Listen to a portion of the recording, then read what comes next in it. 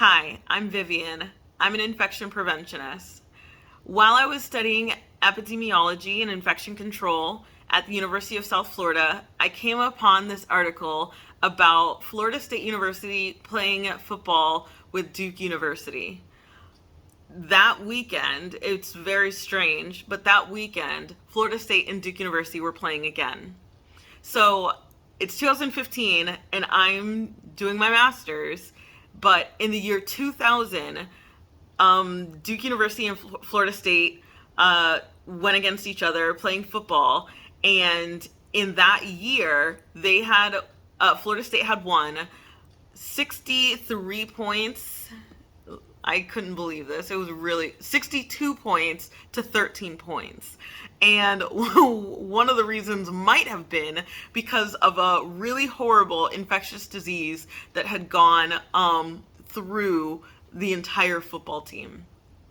So the article that I was reading about was how the epidemiologists in this study discovered that the Duke University team, for lunch, some of the team ate turkey and they got almost immediately ill from this turkey. During the time that they had eaten the turkey, they had passed it along to 11 other teammates. And then during the game, the only contact they had had with Florida State players was during the game. For some reason, they only had contact during the game. They were throwing up, touching themselves, and touching the players, touching equipment. And during that game, they had gotten players on the Florida State side sick. And so, literally, the epidemiologists at the CDC at the University of North Carolina at Chapel Hill, they all looked at the game video afterward and saw throw up on their uniforms. They saw players throwing up on the sidelines as they were taking people out, and said, obviously, this is how it spread. They also found a food worker that had served the turkey earlier that had gotten sick and tested positive for norovirus. Norovirus is a very, very contagious gastrointestinal disease that you throw up like crazy, you poop like crazy, and like I said, it's very contagious. If you haven't heard of norovirus, this is a disease that is spread very quickly when there are a lot of people in very tight knit areas. So we're really concerned about this on cruise ships, in prisons, in nursing homes, and obviously in communities like a football team, because obviously they share everything, and for something like a season, they're each other's best friends. And it obviously has a very short incubation period, which means from the time that they ingested the turkey sandwich to the time that they had symptoms was hours. And so it was so quick and obviously the viral load, which I talked about a couple of videos ago. It could have been very little that they initially ate, but they obviously were able to expel so much on each other and infected each other.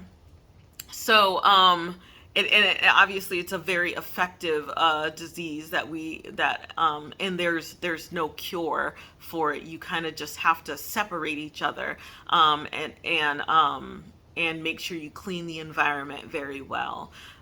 This is the reason why epidemiology is so important.